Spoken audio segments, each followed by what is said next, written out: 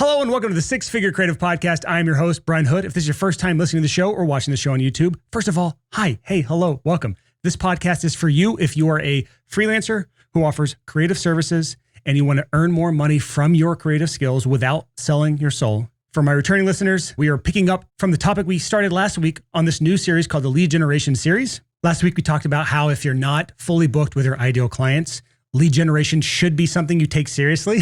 And if you're listening to this episode, chances are, unless this is your first episode and you just happen to listen to this one, if you are listening to this episode, it's because you listened to last week and you know that you need to be taking lead generation seriously. If for whatever reason you chose to start with this episode and you haven't listened to last week, I highly recommend you listen to last week first before starting this one. But just a couple quick things to recap. One, a lot of the stuff that I'm talking about today is loosely or very tightly based off of the $100 Million Leads book by Alex Hormozi. 100% recommend going through his free course. And you can do that before or after you go through this series. This is kind of a companion to that book and that course that he has. But this is also a standalone series in its own right. So don't feel like you have to go do that. If you don't like watching big muscly men with big thick beards and have no strip on their face tell you what to do.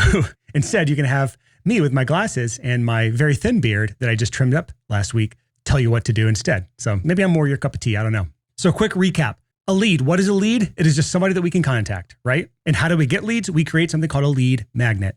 And what is a lead magnet? It is a complete solution to a narrow problem given away at a significant discount or free to attract our ideal clients to us. And last week was all about finding a narrow and meaningful problem that you can fully solve. Those are three big important parts about creating an actual good lead magnet that people will consume, get value from, and then hire you for your main thing. So last week was all about finding that narrow and meaningful problem. This week is talking about how we can fully solve that problem. Before I even get into what I'm going to talk about in this episode about fully solving that problem, I just have to state again, if you have not heard me say this before, or I haven't said it recently, this is not an attempt at creating fluff, BS, garbage lead magnets. There are plenty of those out there.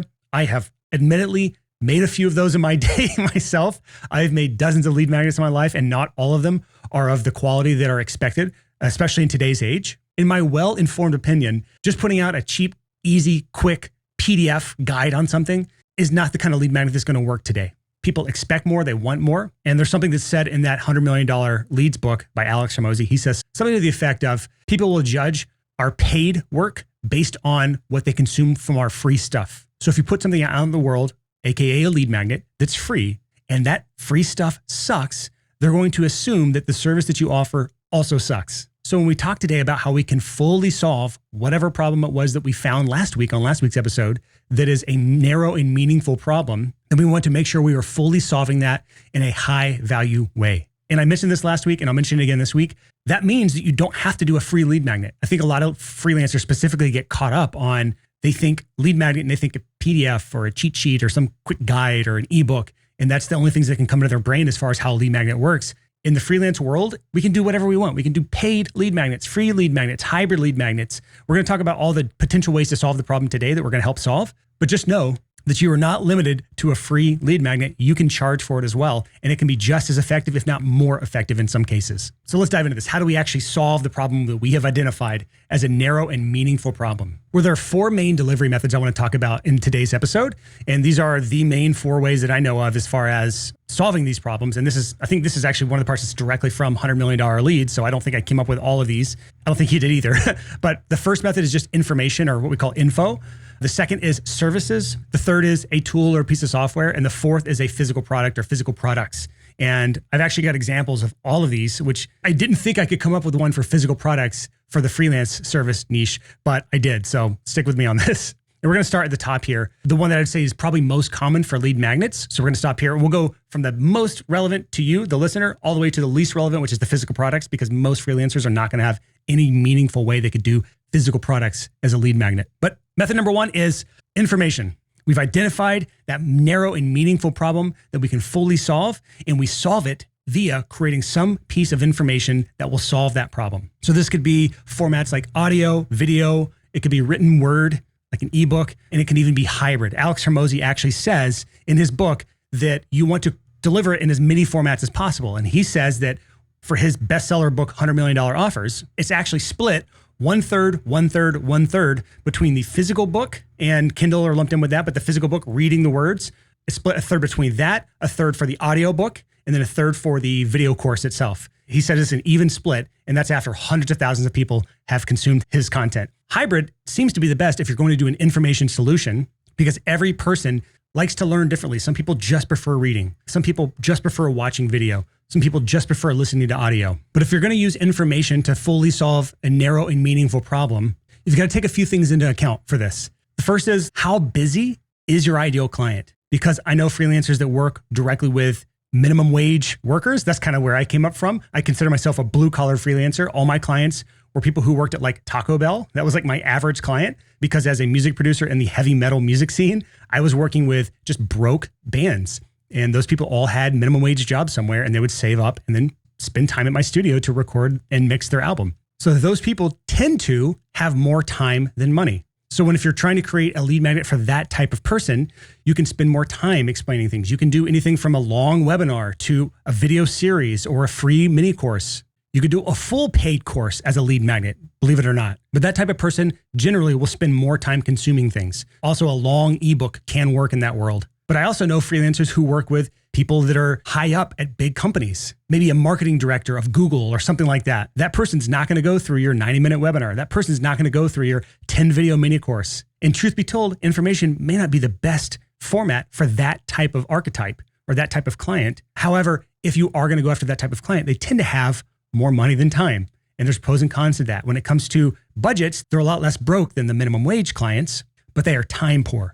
They have money, but they have very little time. So if you are going to use something like information as a lead magnet for that type of client, you may want to think about something that they can consume passively, like audio. That, or you just stay away from information altogether because it may not be the best for that type of client. This is a spectrum. So you've got anything from the minimum wage client all the way to the C-level executive or the CEO of a company. And for most listeners, you're probably somewhere between those two. So the closer you are to that upper end of the spectrum, especially when you consider yourself below on the totem pole, your client, information gets less and less likely to be the best lead magnet for your type of business. Now, if you're going to use information, there's a couple things to keep in mind. Last week, I talked about the best kind of ideas: solving a problem that creates your first client, solving a problem that reveals big problems, giving them a free sample, things like that. There's two kinds of best practices or best things to consider if you're going to use a information lead magnet. And that is, you want to create a lead magnet that either reveals problems, aka it points out things that they didn't understand themselves, that now elevates you in the back of their mind as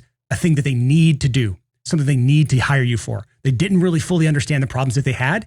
They weren't aware of them. And the information they consumed from you brought all those to the surface. And now your service is a burning need. The second type of information lead magnet you can create is that first step free, where you have a series of things you do for a client and you're just focused on that first step in the entire chain of events. Information can be great for that. And if you go back to last week where I did that brainstorming exercise with you called the 3-tier outcome map, that 3-tier outcome map essentially lays out all the things your client needs. And all you need to do from that is put it in logical order of what they need first and then what they need last, and then silo out that first step and create information to help achieve the outcome of that first step. Now, if you do all of that and you realize you cannot fully solve that first problem or that first step with information, that leads us to the second type of lead magnet, and that is services. And this is where a lot of freelancers fail to go to in their minds when it comes to a lead magnet, is they can actually offer services that fully solve the meaningful and narrow problem. So let's break this down really quick. First of all, what are your options when you're offering services as a lead magnet? First thing to consider is you can do this in person or you can do this remotely. Remove the specifics right now. We're just talking broad generalities of offering services as a lead magnet. You're offering a service in a way to attract your ideal clients to you and solve a narrow and meaningful problem fully. And you can do that through a service, via paid service or free service. That's kind of what we're talking about here. Now, how do we solve that via a service? Again, it can be remote, where you're doing things remotely via online collaboration, or it can be in person, where you're actually toe-to-toe, face-to-face. You can do things synchronously or asynchronously. What does that mean? Synchronously means you are tit for tat having a real-time collaboration together. So if you're in person, by definition, you have to be doing things synchronously. You have to show up at this time, at this place. You have to do things face-to-face or even remotely where you're on Zoom together. Synchronously just means at the same time. Asynchronously is a wonderfully powerful way to do services. And that is where your client does things on their own time, and then you do things on your own time. And you go back and forth asynchronously until all the things are done for that specific service to be completed. Every freelancer is going to be different. So you have to decide what makes the most sense between in-person versus remote, synchronous or asynchronous for your specific situation to solve your narrow and meaningful problem fully for your client. Now, there's another thing to consider when it comes to offering services as a lead magnet, and that is, are you going to fulfill on the service or is someone else going to fulfill on the service? Meaning you do it directly or you subcontract it. People don't think about this. If you're going to offer a service, you don't have to be the one that does it. Going back to my example last week where I talked about creating your own clients. If you're a music producer, to create your own client, your client has to have a song that is written that you can then produce.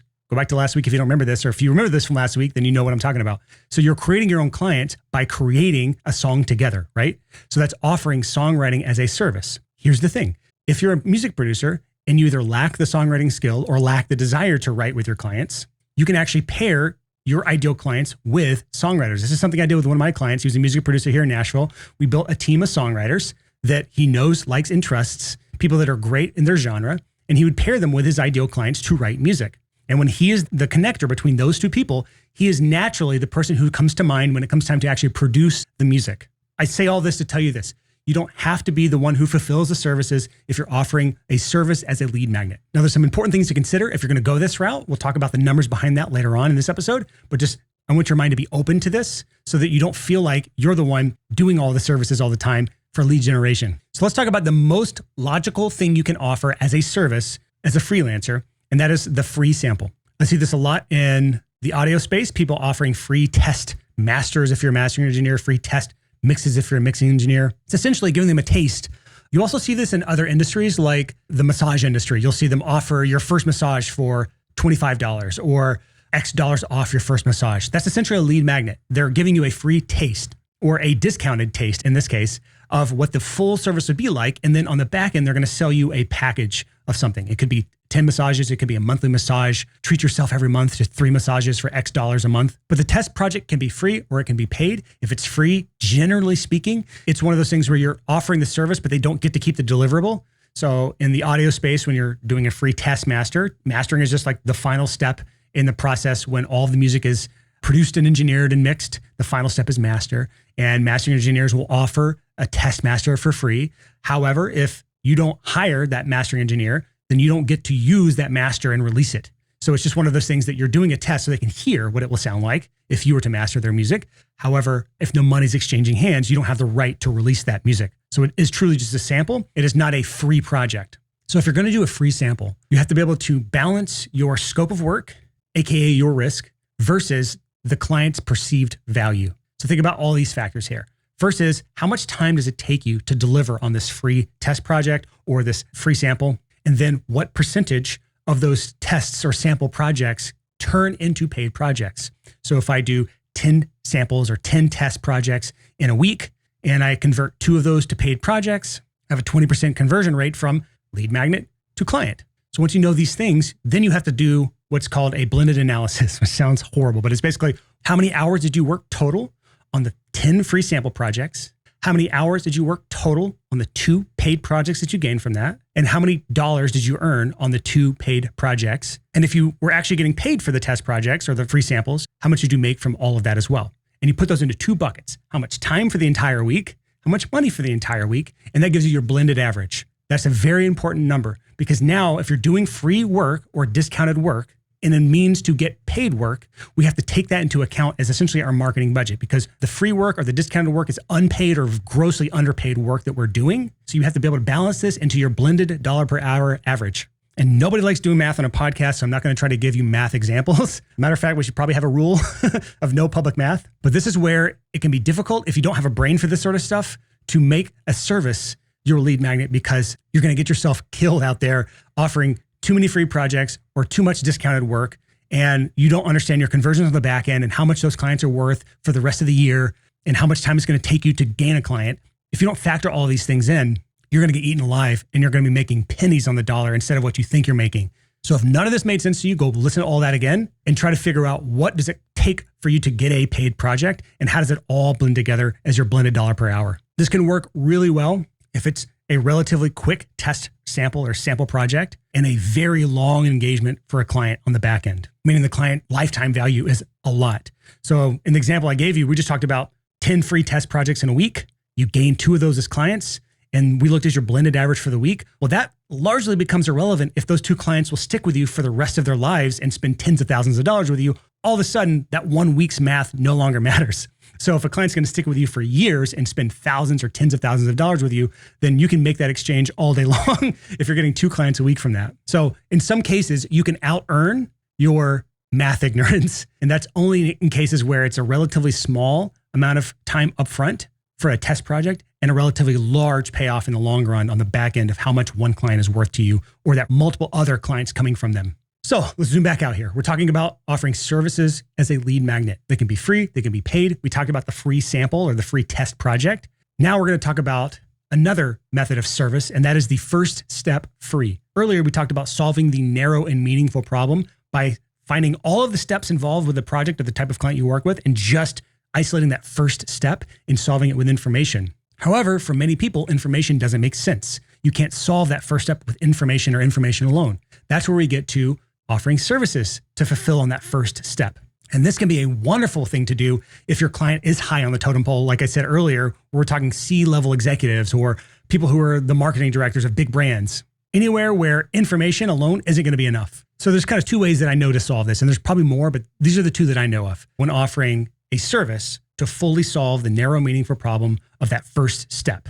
And that is this. Option 1 is the planning workshop. And if you want to know more about what this looks like and how this works, go listen to my episode I did with Ryan Coral on episode 206. It's called Stuck with Low Dollar Projects. Here's how to level up to $50,000 project with Ryan Coral. And for my Apple Podcast listeners who don't have episode numbers in the titles, which the only reason we can't do that is because Apple refuses to let us do that. Every other podcast app, you'll see actual show numbers on the episode titles. But that episode was released on June 28th of 2022. So quite a while back. But in that episode, he basically talked through this exact thing. He offered a planning workshop for his clients, and he's working with what I consider ultra high ticket clients. And this is the $50,000 to $100,000 projects. And his lead magnet is essentially planning workshops. So the big risk with that type of project is they don't want to commit $100,000 without understanding what all goes into it. And generally what a lot of people do is they'll plan this whole thing out for free. Well, instead, he actually does something that's counterintuitive. He actually charges for the planning workshops for his clients, and he makes it fully refundable if they don't like the plan or the thing that they put together.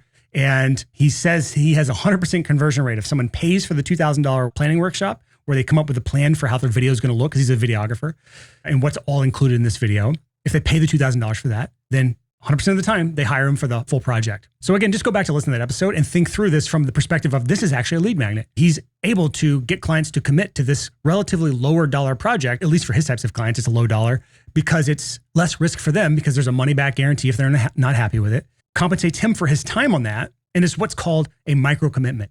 They're committing $2,000 for a smaller paid project that will vastly increase the likelihood of that $2,000 project turning into a $100,000 project because they've already put up some money. If someone has no skin in the game, the likelihood that they're going to ever pay you $50,000 to $100,000 is little to nothing. So by making them pay a relatively small amount of money, a modest amount of money in their standards, these are multi-million-dollar companies, they are making a micro commitment to what is the next step, the bigger commitment. And they're solving that first step in the project, which is just making a plan for what the project's going to actually include.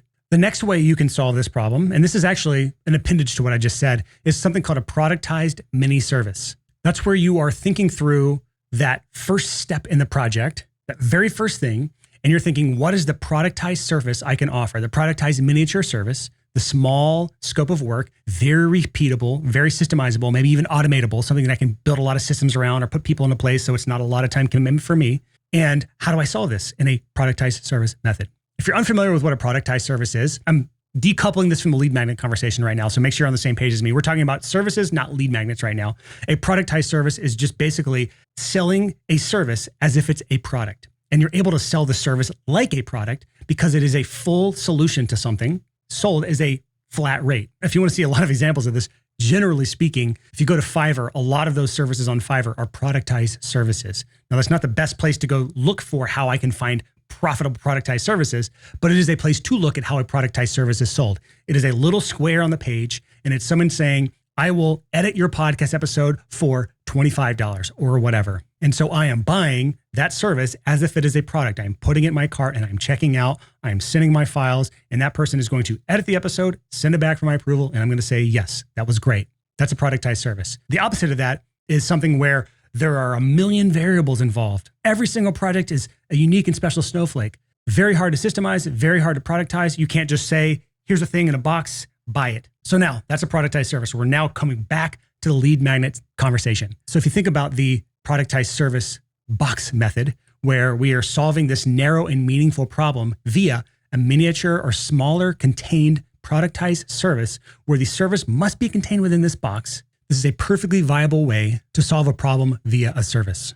So those are the first two delivery methods when it comes to solving the narrow and meaningful problem fully. The first is information. So creating audio, video, written word, some sort of hybrid of the two, which by the way, if you get my client acquisition toolkit at sixfigurecreative.com/toolkit, that is an example of information that is offered in kind of a hybrid format. There's no audio. It's not audio only, but it is video and written word combined together into a toolkit. Now, just to be critical of myself, does that solve a narrow and meaningful problem? I would argue that client acquisition is actually not a narrow problem. Very meaningful, but not narrow. So I don't believe that that guide fully solves your client acquisition problems, but I will say it probably gets you further than you would on your own. So there's a lot I can do to improve that specific lead magnet. But if you want to see it, just go to sixfigurecreative.com/toolkit. And that toolkit has brought us over 10,000 leads. So it is proven to attract the right people. I now need to think through how I can narrow that down and fully solve a narrow and meaningful problem. But anyways, that's information. That's a way to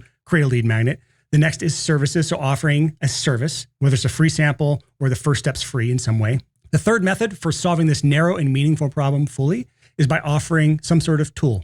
So this could be a spreadsheet. This could be a software. This is more and more difficult the further we get down this list. So I'm going to spend less and less time with this, but I will talk about this. One example is I have a client who is a soundproofing specialist. He comes from the music production world, and I was helping him with his client acquisition efforts for his music production studio. But then I realized that he had this whole other skill set and had built this whole other brand in the soundproofing niche. And it was actually, in my opinion, a better opportunity for him to pursue. And it's done really well for himself in that niche. As a matter of fact, if you go back to episode 274 called Dare to Suck, Why You Make More Money When You're Bad at Things, that came out September 19th of this year, he's actually the one that I talked about from that episode. And just to clarify, he doesn't suck, especially at soundproofing. He sucked at something else, which was sales, until he became good at it. He sucked for long enough to become good at it. Spoiler alert, but go listen to the episode. It's an awesome episode. But anyways, an example of a lead magnet for someone like him is a soundproofing cost calculator. Think about this. If your ideal client needs to soundproof their studio and you offer a service that consults them when soundproofing their studio, the first thing they need to understand is what sort of budget do I need to allocate to be able to soundproof my studio? And a tool or a software solves this fully. You can come up with a very good calculator with something like spreadsheets, or there's plenty of actual calculator tools online that make you build this kind of like productized calculator. Creating one of those is a perfect logical solution to a narrow and meaningful problem for his ideal clients. So whether you have the ability or knowledge to create any sort of tool or software, this can be a great way to create a high perceived value thing that you don't have to put any direct time. To me, this is more differentiated than just information, and it's less of a time suck for you compared to services. I actually have one of these for Six Figure Creative. I forgot about it until just now. If you go to sixfigurecreative.com/calc, CALC, or just go to full calculator if you want to type the whole word. I have a 3-step calculator for setting your freelance pricing that is pretty cool. The calculator thing works well if there's numbers or projections or budgets involved that people have to figure out and calculate, or any sort of math that needs to be done. But also there are people who have free apps that are essentially just for lead generation. But again, this is more complex than the other two, in my opinion. So I'm gonna move on, but just let your mind open to that. And if something comes there, feel free to email me, brian@sixfigurecreative.com. But just keep your mind open to the idea of maybe a tool or a software or a calculator that could be a lead magnet. And then if you want to run something by me, I'm happy to give you my thoughts on this. Just email me, podcast@sixfigurecreative.com, and I'll take a look at it. And now we get to the fourth and final delivery method for solving this narrow and meaningful problem fully, and that is physical products. Again, this is the most left field one of all of the options here, but I do have one potential example for this here. So obviously, if we're solving a narrow and meaningful problem fully, and you offer a freelance service, then most of us are not going to go out there and create some sort of physical product from scratch, right? That's absurd. However, I have experience in the podcast production niche, right? So if I'm thinking through the narrow and meaningful problem I'm trying to solve is the client doesn't know what sort of gear to get. Now, this is a problem that's been solved a million times by cheat sheets and guides and PDFs and courses and all the things on how to get your gear set up and what to buy and what not to buy. And here's this and that. That's one way to do it, through information. You could also offer a service where you walk through getting it all, purchasing it all, setting it all up for them. And that's a service you could offer. That'd be a very productized service, very manageable. And you could even train someone to do that for you. But for physical products, you could actually package all of these things together, prepackage every single thing the client might need when it comes to launching their podcast, and then selling it to them at cost or even a slight loss because the person who buys that is the perfect client for you. Now, this would be really hard to do for free. I wouldn't even do this for free, but definitely for a paid lead magnet where you're offering the full package of everything they would need and maybe even pairing it hybrid where you have a setup offer where you're actually offering to set it up for them. And you could do that synchronously via Zoom, or you could do this asynchronously through some other means. I'm just kind of spitballing here, but I'm trying to give your brain the freedom to think outside the box here, because if someone else is doing it, now you have competition. If no one else is doing it, you're the only solution. So if someone wants a fully prepackaged, done for you setup, you're going to send them all of the gear and you're going to walk them through setting it all up and getting them ready to launch their podcast, then you may be their only option for that. And that solves step number one in the overall plan of getting their podcast launched. So now we can talk about what's your show format going to be? What's the show title? What's the show art? How frequently you're going to do this? Are you going to interview guests? If so, we need to get a guest acquisition funnel set up. Who's going to edit? Who's going to produce this? What software are you going to use to produce? Are you going to use Riverside? Or you're going to use Squadcast or Zencast? I'm a podcaster, so I know all these things. If you're not a podcaster, you won't know any of this stuff.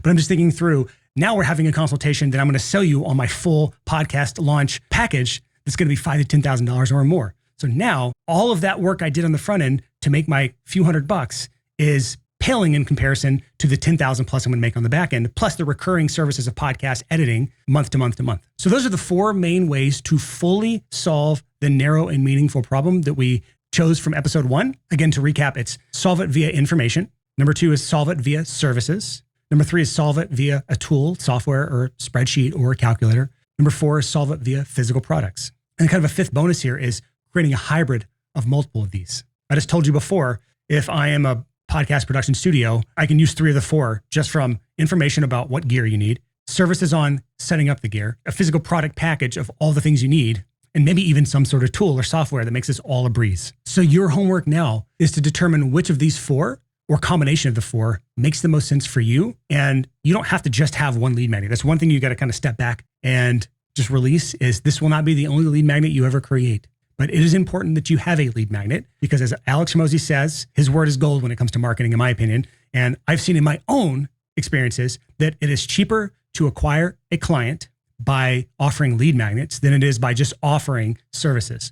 And it also comes across as way less desperate. That's the big reason freelancers fail to ever promote themselves is they don't want to come across as desperate. Well, if you promote a lead magnet, you're never desperate. You're always looking like you're helping. So creating a lead magnet is a huge part of this. On next week's episode, we're going to talk about determining our distribution methods. Once we create the lead magnet, how do we actually get people to download it or consume it? That's a whole other can of worms. And in most cases, freelancers are not equipped for this because if you can't even promote your services and you can't get clients, now promoting this lead magnet is probably going to be just as difficult for you because now this is a brand new thing that you have to actually be able to promote and distribute. And that'll be next week's episode. So if you're still listening for whatever reason, I'll give you a quick update on my saga with my Facebook account getting it back, which by the way, I don't care about Facebook. Nobody cares about Facebook. Facebook's dead to my generation and everyone younger than me. The problem is, again, just to recap, my Facebook account is the only way you can advertise on Facebook and Instagram. Instagram's not dead. And my personal Facebook account is what has control over all my business accounts and the business manager on my ad accounts and everything. Well, a week and a half ago, some hacker got into the account. They bypassed my 2-factor authentication. They got around my 25-character randomized password. I think I've narrowed it down to something called session hijacking or cookie hacking. Something like that is how they got in and bypassed it. That's the best that I can come up with from my research. Fun update this week. The hackers are still in the account. They've gained access to my ads account and they launched one ad. They spent $3,000 on it in a matter of hours. All on my Amex card, which thankfully it's Amex because Amex will just wipe the charges off. I'll read the ad copy to you. This is worth the wait if you're still listening. 70-year-old grandmother designed a bra for elderly women that is popular all over the world. Get it now. Link to the ad. And then the photo is just a grandmother and a bra. Hot summer sale, 45% off. Adjustable support, multifunctional bra. Sponsored post on the Six Figure Creatives Facebook account. That is an ad that ran for maybe just a couple hours before it was taken down. They spent thousands of dollars and that was my update for the week. So the reason I haven't gained back access to my account is because there's no way to talk to a human being. The hackers added 2-factor authentication to my account, which I cannot bypass. No matter what I do, I just get sent to this endless loop of crap. And it's the infamous bra ad now. And just to clarify, to everyone. When someone hacks your account, this is like a sophisticated ring of hackers that do this for this exact purpose. They want to access people like me who have ad accounts with proven track records and hundreds of thousands of dollars of ad spend. And then they'll launch their crap ads promoting some sort of affiliate product or some sort of scam product. And they'll run it until it gets shut down. And they'll usually get a few $1,000s of ad spend out of it before they're shut down. And they just do that. They rinse and repeat all day long on thousands of accounts. And they get millions in free ad spend every year selling their junk products. And I don't know how much of the product they sell, if anything, but that's kind of the ring they run. I have no idea how to prevent it, but that's the reality. So that's it for this week. I'll see you all next week. We'll talk about good things. That's why I saved this for the end of the episode. I don't want to start out with a bummer, right? Next week, we'll talk about promoting your lead magnet. How do we get people to download it? Thank you so much for listening to this point in the show. Until next time, see you next week.